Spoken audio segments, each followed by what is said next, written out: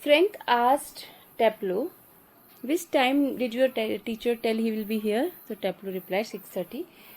Well, he is 10 minutes late. Why don't you cut? He said he's already 10 minutes late. Why don't you cut? Cut means run away. You run away. Will be better. Don't do your work because he's already coming late. You can go from here. You could still play golf before lockup. He said you can go from here and you can play your golf also before he comes and he will be locked here. Taplow, really shocked. Oh no, I could not cut.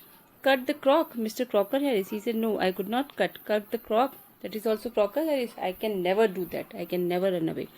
I should not think it's ever been done in the whole time he's been here. He said I have never done it. God knows what would happen if I did. He would probably follow me home or something. He said I have never done it. I cannot cut Crocker Harris.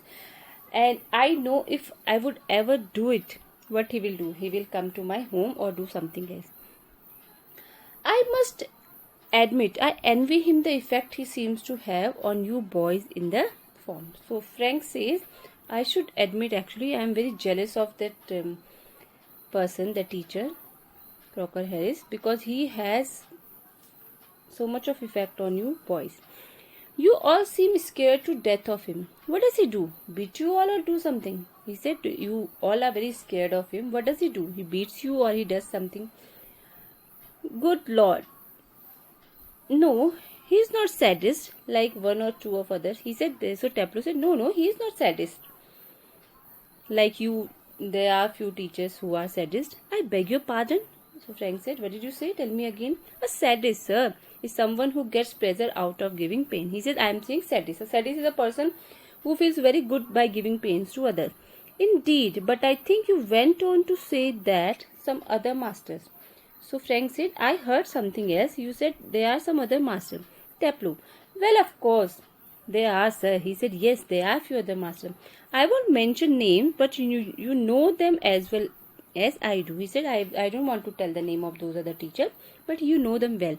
Of course, I know most masters think we boys don't understand a thing.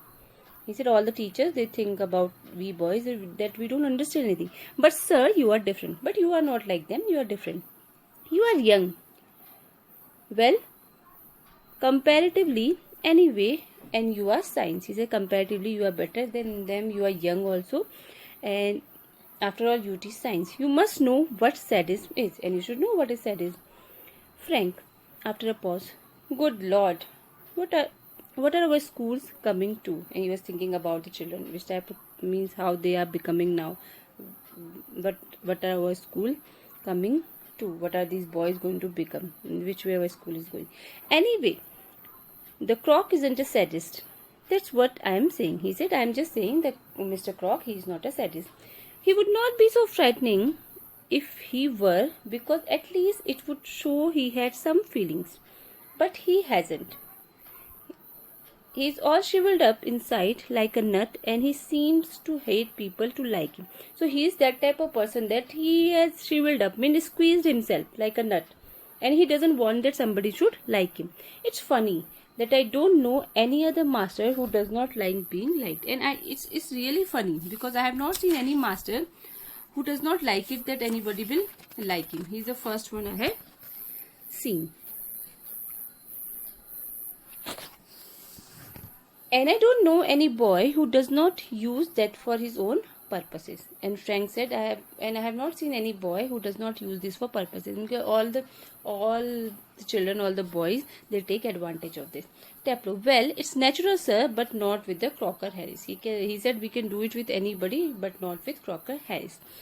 Mr. Crocker Harris, the funny thing is that in spite of everything, I do rather like him. I can't help it, and sometimes I think he sees it, and that seems to shrivel him up even more. He said whatever he is, which type of teacher he is, but in spite of all the things, I like him. And I can't help it. And sometimes I feel that he also knows it.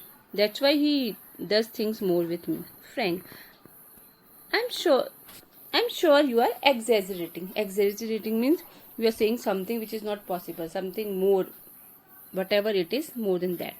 No, sir, I am not. Informed the other day, he made one of his classical joke. Of course, nobody laughed because nobody understood it. He said, I'm just telling you, one day he played a joke and nobody laughed because nobody could understand it. Myself included, I also could not understand. Still, I knew he had meant it as funny, so I laughed. Still, I knew he tried to make it funny, so I laughed. Though I did not understand, but I laughed.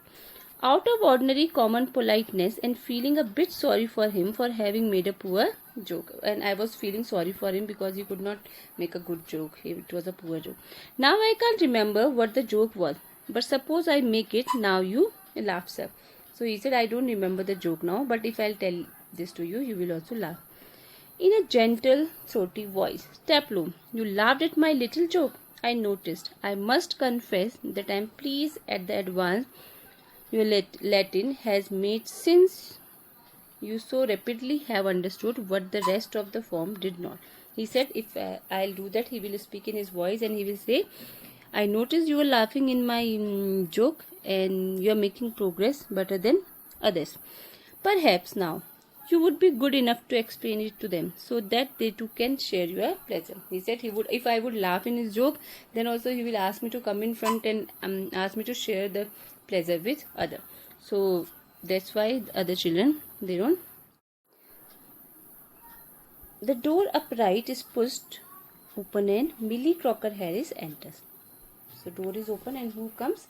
Crocker Harris' wife comes. Her name is Millie. She is a thin woman in her late 30s, rather more smartly dressed than the general run-off schoolmaster's wife, and she was almost 30 years, in her 30s, and she was smartly dressed rather than other schoolmaster's wife. It means she was looking smart. She is wearing a cape and carries a shopping basket. She closes the door and then stands by the screen watching Taplo and Frank. She closes the door. She has a shopping bag also, and she is watching to both of them. It is a few seconds before they notice her, and they notice her in a few seconds only. Come along. Taplo moves slowly above the desk. Do not be so selfish as to keep a good joke to yourself. Tell the others. He breaks off suddenly, noticing Millie. Oh Lord. So Frank is telling Taplo, because Taplo is telling about the joke. So Frank said, why don't you tell us also? Because you should not be so selfish. We will also laugh in your joke. But suddenly he notices that Mrs. Crocker Harris is there. Frank turns quickly and seems infinitely relieved at seeing Millie. Oh, hello. Without expression, hello. She comes down to the sideboard and puts her basket on it. So, without giving expressions, he says, hello. Taplo, moving up to the left of Frank, whispering frantically, do you think she heard? Now he's asking Frank, maybe, do you think she must have heard whatever I was saying? Frank shakes his head comfortingly.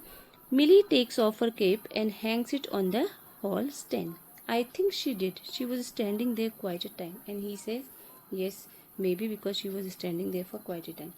If she did, and she tells him, there goes my remove. Now Taplo is worried. If she must have heard it and she will tell the teacher, my result is gone. Frank, nonsense. He crosses to the fireplace. Millie takes the basket from the sideboard, moves above the table and puts the basket on. Millie, to Taplo, waiting for my husband? And Taplo says, yes. Millie, he's at the bursar's and might be there quite a time. If I were you, I would go. He said, it'll take time to come. He's in bursar's office. If I will be in your place, I will go from here. Taplo, doubtfully, he said, most particularly, I was to come. But he said, I will come.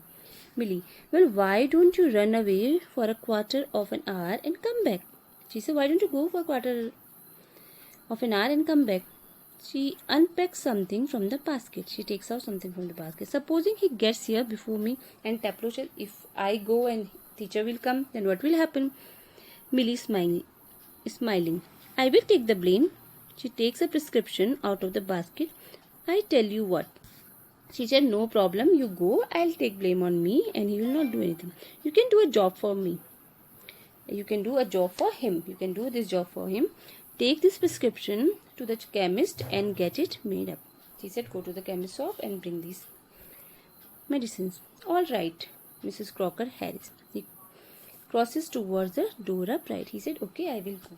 And he goes to bring the medicine. And here the chapter ends. The Browning version. The teacher is very strict, Crocker Harris, and Taplow still likes him. And at last, who comes to save him? Crocker Harris' wife. Hope you must have understood the chapter. If not, please contact me.